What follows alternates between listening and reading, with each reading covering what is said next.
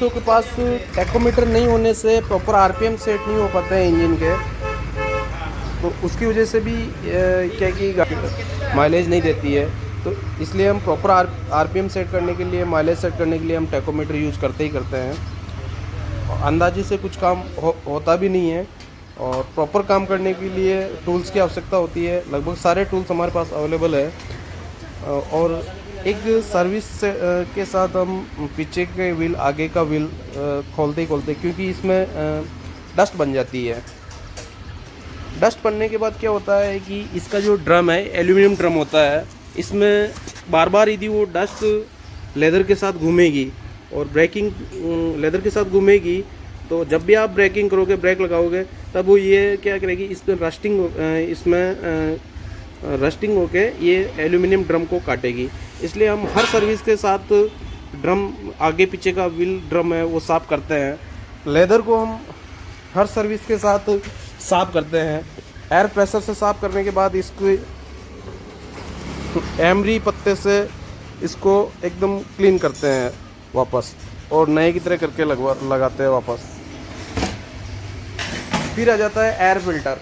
Air filter को हम देखते हैं, इसमें फोम एयर फिल्टर आता है इस बाइक में। एयर फिल्टर को हम पहले पेट्रोल से वॉश करते हैं। पेट्रोल से वॉश होने के बाद में फिर हम इसको शैम्पू से वॉश करके फिर इसको सुखा देते हैं। सूखने के बाद फिर वापस इसको फिटमेंट कर देते हैं। फिर गाड़ी को हम कभी भी वॉशिंग पाउडर से वॉश नहीं करते हैं। यदि आप वॉशिंग पाउडर से कोई मैकेनिक बाइक को वॉश करता है, तो इसके ऊपर क्या है कि ग्लॉसी कलर होता है, और इसके ऊपर गाड़ी के ऊपर एक silver foil, colour silver foil आता है, उससे लेमिनेट लेमिनेट हुआ होता है। तो जब आप वॉशिंग पाउडर से वॉश करते हैं, तो वॉशिंग पाउडर में दाने आते हैं। उन दानों की वजह से, कास्टिक के दाने आते हैं, कास्टिक की दानों की वजह से कलर तो पेंट होता ही है, इसके वो लेमिनेट फॉइल है वो भी ख़राब हो जाती है, जिससे गाड़ी का कलर ख़राब हो जाता है। इसलिए हम शैम्पू से ही गाड़ी को वॉश करते हैं। शैम्पू से वॉश करने के बाद हम 3M की पॉलिश यूज़ करते हैं। पीडीलाइट की आती है 3M की पॉलिश, उससे यूज़ करते हैं, जिससे गाड़ी वापस ग्लोसी हो जाती है, नेट क्लीन हो जाती है, क्रिस्टल क्लीन नज़र आती है।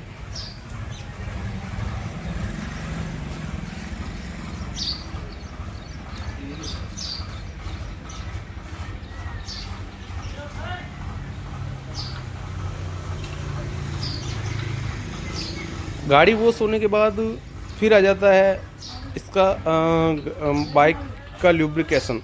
ल्यूब्रिकेटिंग में हम आगे पीछे के ब्रेक हो गए, आगे पीछे के व्हील बेयरिंग हो गए, इसमें ग्रीसिंग करते हैं।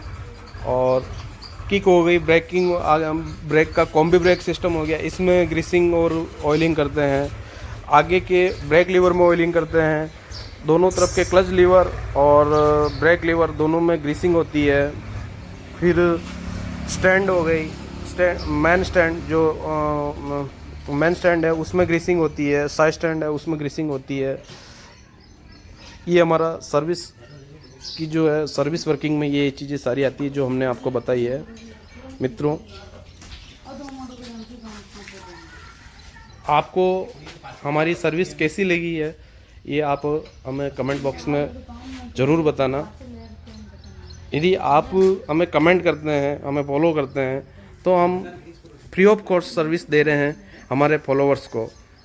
जो रैंडमली हम अप्रैल महीने में 20 फॉलोवर्स को फ्री ऑफ कॉस्ट सर्विस देंगे, उसमें एक आप भी हो सकते हैं। इसलिए आप हमें फॉलो कर लीजिए। धन्यवाद।